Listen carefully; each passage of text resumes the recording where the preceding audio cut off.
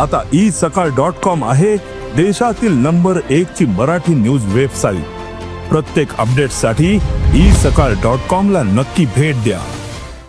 त्या राजसाहेबांच्या पायावर आज ह्या उद्धव ठाकरेला नाक घासायला लागला। नाक ज्या भावाला हे नजरेसमोर बघत नव्हते, संपवायला प्रयत्न करत होते, त्याच्यावर आता युती करायला लागले। हो, कारण का त्यांनी बोलत असताना आमच्यामधला अंतरपाठ आज दूर झाला असं म्हटलं। अंतरपाठ हे साधारण नवरा आणि नवरीमध्ये दूर होतो। तर मला हे कळलं नाही की बाबा नवरा कोण आणि नवरी कोण। आणि साधारण उद्धव ठाकरेंच्या हालचालीवरून जनतेला कळालं असेल की नवरी नेमकं कोण। कारण का अक्षता टाकू नका म्हणजे लग्नाची एकंदरीत दिलेली आहे, नवरा कोण नवरी कोण ह्याचंही उत्तर थोडं उद्धवजींनी दिले असतं। तसं आम्हाला माहिती आहे नवरी कोण, म्हणून ते ठीक आहे। आता isakal.com आहे देशातील नंबर 1 ची मराठी न्यूज वेबसाईट। प्रत्येक अपडेटसाठी आणि मुळामध्ये मला आश्चर्य असं वाटतं की समोर किंवा भाषणानंतर व्यासपीठावर त्यांनी जितेंद्र आव्हाड आणि कॉम्रेड म्हणजे समाजवादी विचाराच्या लोकांना स्टेजवर बोलवलं। ठाकरेंच्या स्टेजवर समाजवादी विचाराचे की कॉम्रेड यांनी उपस्थित राहावं, हे बाळासाहेब ठाकरेंना पटलं असतं का? एक, आणि मराठीच्या मुद्द्यावर तुम्ही भाषण देताय, सगळ्यांना मराठी सक्तीची आलीच पाहिजे ही आमच्या सगळ्यांचीच भूमिका आहे। मग जरा मुंब्र्याच्या आमदारांना विचारा, ज्यांना तुम्ही स्टेजवर घेतलं, की त्यांच्या मुंब्र्यामध्ये मराठीची सक्ती कधी होणार? त्यांच्या मुंब्र्यामध्ये मस्जिद मध्ये आझान मराठीमध्ये कधी होणार? त्यांच्या मुंब्र्यामध्ये जे फेरीवाले आणि दुकानदार आहेत ते शुद्ध मराठी बोलतात का?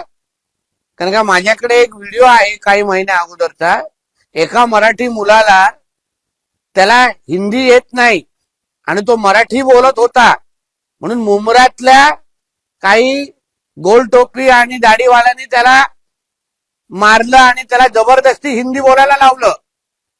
मग मुंब्र्यातल्या आमदाराला विचारलं पाहिजे होतं त्या व्यासपीठावर की तुझ्या मतदारसंघामध्ये कधी बोलायला लावणार, हे पहिलं विचारावं आणि मग मराठीचे गुणगान गावावे।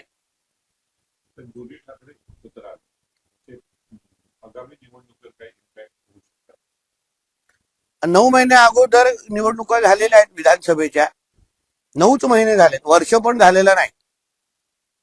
तेव्हा भारतीय जनता पक्ष आणि महायुतीला ऐतिहासिक मॅन्डेट महाराष्ट्राच्या जनतेने, महाराष्ट्राच्या मराठी जनतेने आम्हाला ऐतिहासिक मॅन्डेट दिलेलं आहे फक्त 9 महिन्या अगोदर। आणि 9 महिन्या अगोदर एकाला 20 आमदार दिलेले, दुसऱ्याला 0 आमदार दिलेले। तर निवडणुकीचा इम्पॅक्ट तुम्ही ह्याच्यावर अंदाज लावा ना। 9 महिन्या अगोदर विधानसभा होत असेल, तिथे अगर ह्या लोकांना घरी बसवण्याचा कार्यक्रम महाराष्ट्राच्या जनतेने अगर केला असेल, तर येणाऱ्या महापालिकेमध्ये काय वेगळं होणार हे सांगा आम्हाला।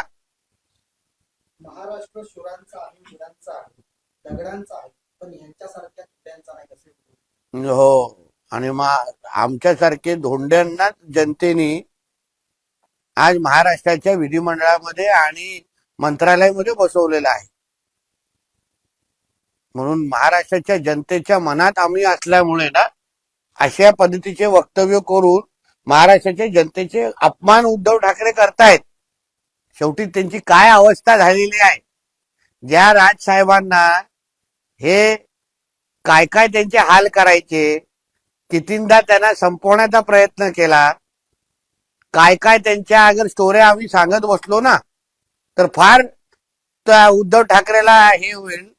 त्या राजसाहेबांच्या पायावर आज ह्या उद्धव ठाकरेला नाक घासायला लागला। नाक म्हणजे पहिलं काँग्रेस आणि राष्ट्रवादी बरोबर सत्तेसाठी लाचारी करायला लागली, मग कॉम्रेड यांच्या बरोबर समाजवादींबरोबर हात मिळवणे करायला लागली, नंतर आता ज्या भावाला हे नजरेसमोर बघत नव्हते, संपवायला प्रयत्न करत होते, त्याच्यावर आता युती करायला लागली। आता फक्त PF5 आणि सीमित राहिलाय। किंवा मुस्लिम लीगत राहिले त्याच्यावर पण करून टाका ना. राहिलं काय तुमच्या हातून? अजून तुमच्या अस्तित्वात एवढंच आहे